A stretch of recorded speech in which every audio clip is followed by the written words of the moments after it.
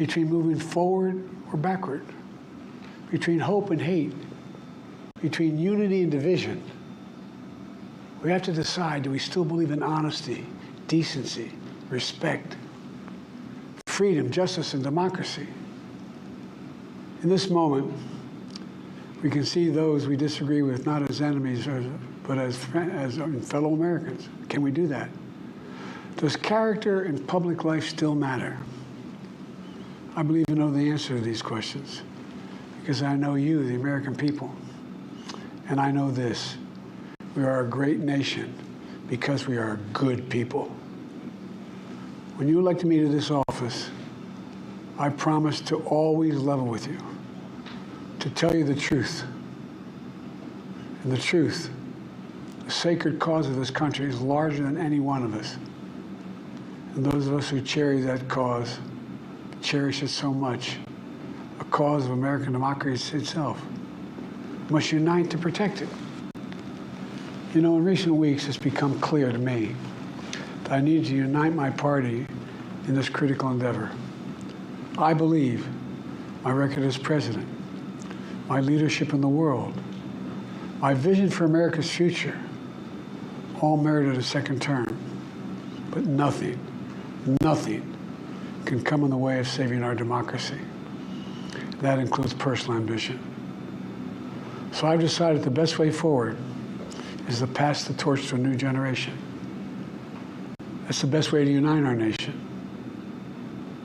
You know, there is a time and a place for long years of experience in public life. But there's also a time and a place for new voices, fresh voices, yes, younger voices. And that time and place is now. Over the next 6 months, I'll be focused on doing my job as president. That means I'll continue to lower costs for hardworking families, grow our economy. I'll keep defending our personal freedoms and our civil rights, from the right to vote to the right to choose. I'll keep calling out hate and extremism, make it clear there is no place in America for political violence or any violence ever, period. I'm going to keep speaking out to protect our kids from gun violence, our planet from climate crisis that is the existential threat. And I will keep fighting for my cancer moonshot so we can end cancer as we know it, because we can do it.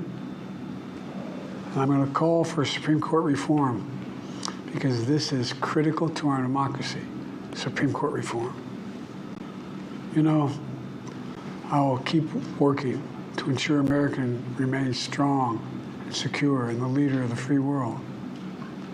I'm the first president in this century to report to the American people that the United States is not at war anywhere in the world. We'll keep rallying a coalition of proud nations to stop Putin from taking over Ukraine and doing more damage. We'll keep NATO stronger, and I'll make it more powerful and more united than any time in all of our history. I'll keep doing the same for our allies in the Pacific. You know, when I came to office, the conventional wisdom was that China would inevitably surpass the United States. That's not the case anymore. And I'm going to keep working to end the war in Gaza, bring home all the hostages, and bring peace and security to the Middle East and end this war. We're also working around the clock to bring home Americans being unjustly detained all around the world. You know, we've come so far since my inauguration. On that day, I told you, as I stood in we stood in a winter of peril and a winter of possibilities.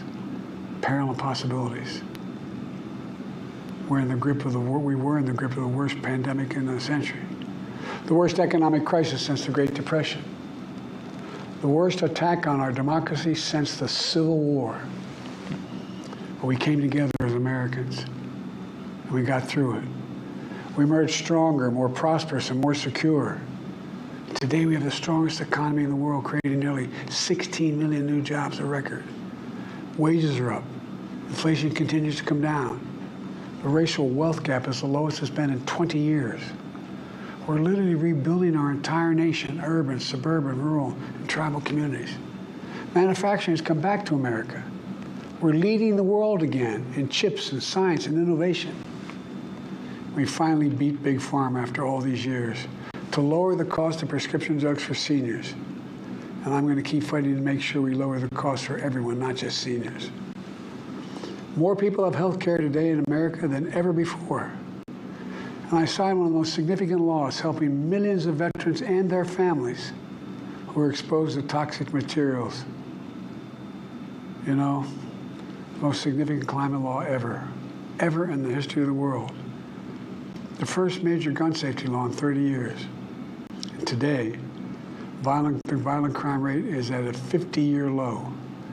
We're also securing our border.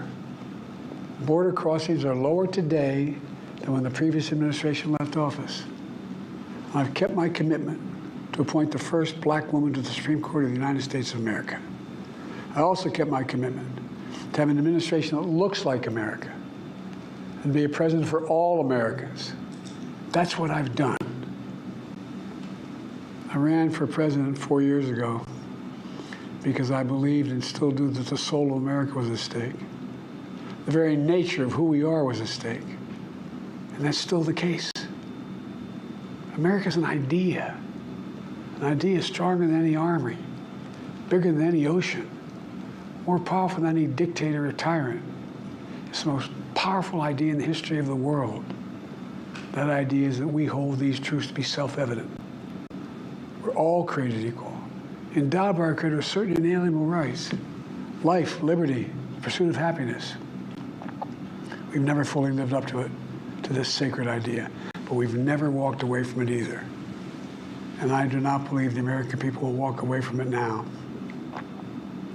In just a few months, the American people will choose the course of America's future. I made my choice. I've made my views known. I would like to thank our great Vice President Kamala Harris. She's experienced, she's tough, she's capable. She's been an incredible partner to me and a leader for our country. Now the choice is up to you, the American people. When you make that choice, remember the words of Benjamin Franklin hanging on my wall here in the Oval Office, alongside the busts of Dr. King and Rosa Parks and Cesar Chavez. When Ben Franklin was asked, as he emerged from the convention going on, whether the founders have given America a monarchy or republic, Franklin's response was, a republic, if you can keep it. A republic, if you can keep it.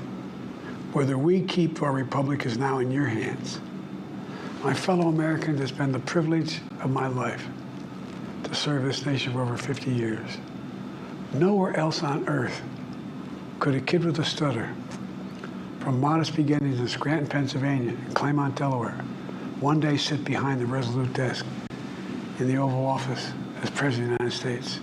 But here I am. That's what's so special about America. We're a nation of promise and possibilities, of dreamers and doers, of ordinary Americans doing extraordinary things. I've given my heart and my soul to our nation, like so many others. I've been blessed a million times in return with the love and support of the American people. I hope you have some idea how grateful I am to all of you. The great thing about America is here, kings and dictators do not rule, the people do. History is in your hands. The power is in your hands.